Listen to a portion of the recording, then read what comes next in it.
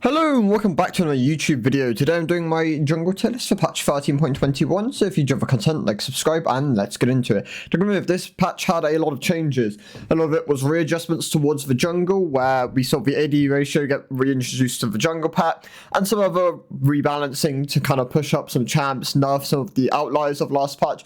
So let's get into it. To begin with, Hecarim got some buffs. He had his W duration extended from 4 seconds to 5 seconds, and his AD growth go up by 0.5. Overall, this was a relatively large change, and he is going to stay in the A tier, close to the S tier, but not quite competing with some of the other champs within it.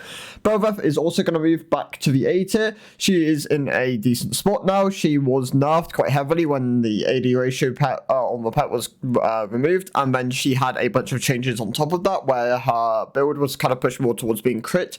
Overall, Kraken's there is now her top performer first item. There are other crit options, however, it definitely does stick out as being the optimal option. Alongside that, you can run other crit things. You can run Stride Breaker, that can still function quite well as an item. Overall, just not performing to the same level pre-patch, but overall better than last patch where she had those crit adjustments. Yi is moving into the S tier. He received 4 seconds off his ECD, which massively amps his clear speed. It amps his overall teamfight DPS, as he'll now have the chance to have the uptime on that almost twice. He now can use this more effectively in certain areas as well. Overall, it just massively boosts his DPS. Having access to that true damage more often is really important for Yi. It helps with a bunch of things, and yeah, he now sits in the S tier. The AD ratio on the pet being reintroduced also does help him, definitely. So lots of things going into that there. Morgana received 4 more damage on her W at the later ranks. Alongside this, she also received, I believe, 10% more monster damage on her W. Overall, not a huge amount, but it does definitely push her towards the top of the A tier. Zyra is going to be added to the C tier. She had some AP ratios added to her kit, but some base damage nerfs. Overall, still not performing to the same level as a lot of the other junglers. Yes, she has an insanely fast clear speed if you get it down correctly, but not to the same level where she can compete with some of the well, majority of the jungle pool. She definitely does fall into the bracket of being more of a niche pick. If you do specialize in playing her, then you're kind of well, the gimmick is that no one will really understand how to play against the jungle Zyra and may struggle with the invades, but then of course you are still vulnerable to invades. Your E isn't an insane peeling tool, even though you can get slow, like plants which slow out of it, and it can be used as a snare. Just not too powerful, but definitely something there. If you can get the clear down, then yes, it can be a viable jungler.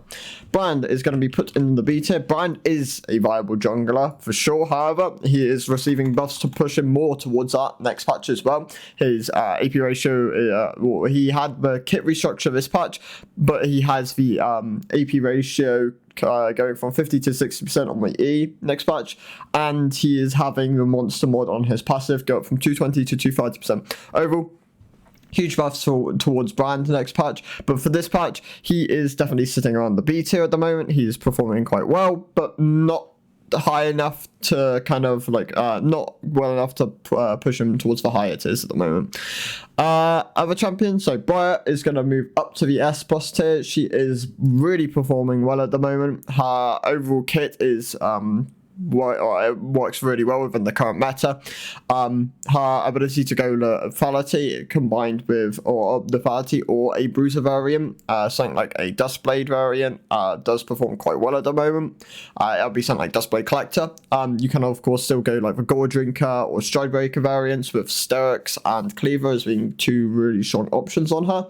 But overall, she did get nerfed last patch, but the AD ratio on the pet kind of rebalanced that and has pushed her definitely up towards the S plus tier. Rammus is going to move all the way down to the B tier. He was the biggest loser of last patch. He had a huge nerf towards his W, combined with a relatively small nerf towards his Q. He lost like 20 damage on that early, which is it's large if you think about it within the clear speed terms. That's losing 20 damage on your main first max ability is quite important. Alongside this, he lost 5 armor on the W. He also lost 5% scaling on the W, and this overall dragged him down quite heavily and puts him around the B tier. But S plus tier actually going to have 2 new additions as replacements towards Eve and Zac, and that's going to be Ivan and Nocturne. Even Zac still performing very well, but Ivan and Nocturne really outliers as being very strong this patch. The AD ratio on the pet really helped Nocturne, alongside the fact that his kit and build were already really strong. The Stride Breaker into Shojin massively outperforms everything at the moment. Alongside him, Ivan also performing very well at the moment. Really benefits from some of the items within the game. You can go something like Chevaliers, or you can opt into the Night Harvest build. However, Chevaliers definitely is the top performer. It'll be something like Chevaliers, and then you can opt into like Redemption, Ardent Sense, so Stuff of Flowing Water, picking up something like a Medjay's along the way, as he has very easy access to getting assists. Overall, puts Ivan in a very good spot at the moment. Definitely worthy of an S plus tier placement. Rengar is going to move back up to the A tier. Of course, AD ratio being reintroduced has helped a lot of the AD champions. Rengar, Rek'Sai, 2 champs which have really benefited from it. Other ones are being Talon, Kha'Zix. Both these champs can move back up towards up A tier.